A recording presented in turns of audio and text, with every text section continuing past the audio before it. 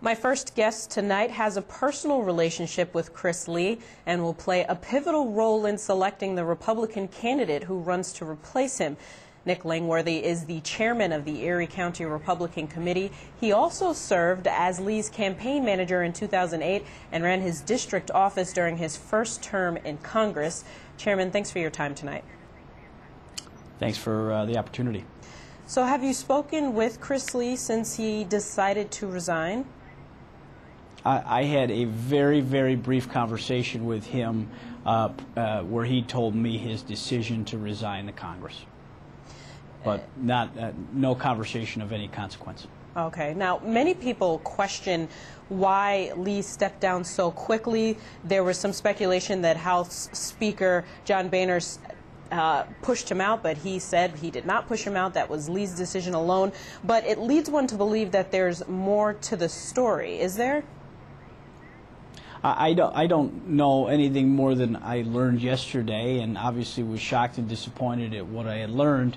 You know, it's an unfortunate situation, but Chris Lee, I believe, made a decision that was in the best interest of his family to turn the page on his and close the book on his congressional career and move on with his life, and probably to avoid public scrutiny and embarrassment. Well, how did you find out? I mean, you say that you were surprised. I found out, much like anyone else, when I was sent a link to the Gawker website. Wow. Okay. And you say that it was the best move for his family, but do you think this is something he could have weathered and stayed on and made it through? Well, I think that, you know, certainly he was not accused of committing any crimes or abusing his office. You know, it's not like the Eric Massa situation where he was accused of sexually harassing and touching staff members, or even, you know, Elliot Spitzer, who was, you know, violated federal laws and prostitution. This was a personal indiscretion, and it really is between he and his wife as to what this means for him personally. He's broken no laws. He probably could have weathered it, but there would be an intense deal of media scrutiny, public scrutiny. You know, I believe he probably could have weathered the storm, but chose not to. Chose to move on with his life, and hopefully that was the decision that's in the best interest of his family, which really should have been where his priorities were. Right, and now people are moving forward. There's been a lot of names thrown out there of possible replacements for Chris Lee. Your name even was thrown out there. Are you interested in taking over and representing the 26th district? I'm focused on my job as serving as the county chairman of the Erie County Republican Committee, and really haven't explored a potential run for Congress at this time. Assemblywoman Jane Corwin is a potential candidate that many people are saying has emerged as the front runner at this point. Do you think she's a good choice? Well, I think that we have a incredible selection of candidates that we can choose from. You know, I've talked to my fellow county chairs. We look forward to getting together at some point this weekend. We're working out the details to map out a game plan for what the nomination process will be like. We, fortunately, have all been through this 2 years ago when Tom Reynolds retired and we actually nominated Chris Lee. So we're a group of party leaders that know each other well, that get along and treat each other with respect, so we're able to actually get together and I think come to consensus. We have a lot of candidates to choose from. Assemblywoman Jane Corwin would be a terrific candidate for Congress. I think she would do a phenomenal job and be a great candidate. You also have Senator George Maziarz, Senator Mike Ransenhofer. I know you have Assemblyman Steve Hawley from Batavia, and I have not yet heard what the intentions are of Monroe County Executive Maggie Brooks. Would you? There are other candidates as well from the private sector and the different levels of government that have expressed interest to me today. Now, we heard that Maggie Brooks today said she doesn't want to run, but going back to Senator George Maziarz, that would put Senate Republicans in a difficult situation. They have a razor-thin majority right now. Would you support that, putting the Republican in the Senate in jeopardy there? Well, I believe that the Senate majority is absolutely critical. We cannot necessarily afford to lose that. So that will be a consideration that, as we are looking at all candidacies, has to be on the table in our discussions. What are the implications on that majority, which is so critical to reapportionment and redistricting for the Assembly, the Senate, and the Congress. Now, we heard reports that Carl Palladino was being pushed to run and that he was considering it, and then we heard that he's definitely not going to go for it. What's behind that story? Why the back and forth? Well, I don't know who, there is a lot, if you follow Twitter or Facebook, I mean, you'll see all sorts of different things out there. I am very close to Carl Palladino, as you well know. He was one of the first people I called to consult with and get his opinions on who he thought would be a great candidate. He instantly has expressed his support for Jane Corwin, who I agree would be an incredible candidate and a great congresswoman. So I think that Carl has a huge following.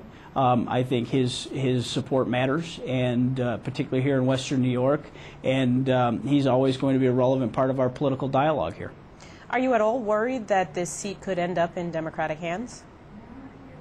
I believe that this seat will remain Republican. This has long been held by the Republican Party. This is a seat that's elected great names like Jack Kemp, Bill Paxton, and Tom Reynolds. It's faced great adversity in the 06 and 08 election cycles.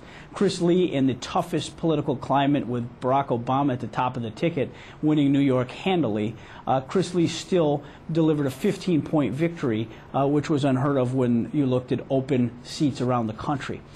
Chris Lee carried 74% of the vote in this district in 2010. I believe we'll certainly have a great candidate and a Republican congressperson once this election's been called.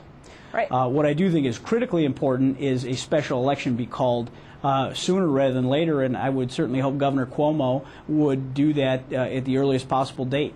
Now, the governor released a statement saying that he will take the appropriate steps to ensure that residents in the 26th congressional district are represented. But what should be the date exactly? Do you think it should be within the next few weeks, or?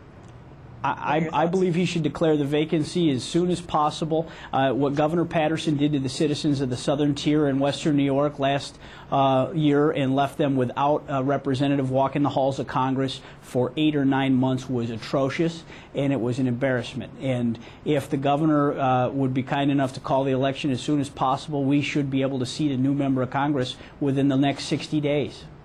Now, New York is set to lose 2 congressional seats in next year's redistricting process. Is it possible that this seat may not be in existence much longer because whoever wins it will be the youngest or the newest member to Congress and therefore the most vulnerable? Well, I don't think that's necessarily the case. I mean, we have, I believe, 7 freshman members of Congress in the Republican caucus for the state delegation. Reapportionment is largely speculation at this point. We don't even have the final population estimates by county yet, which won't come till March. Western New York, I believe, will be represented by a Republican congressperson after this special election, and that person will have 18 months of incumbency going into when new lines are drawn, and they'll choose to seek re-election or not based on the district that's put in place. We have to lose 2 seats.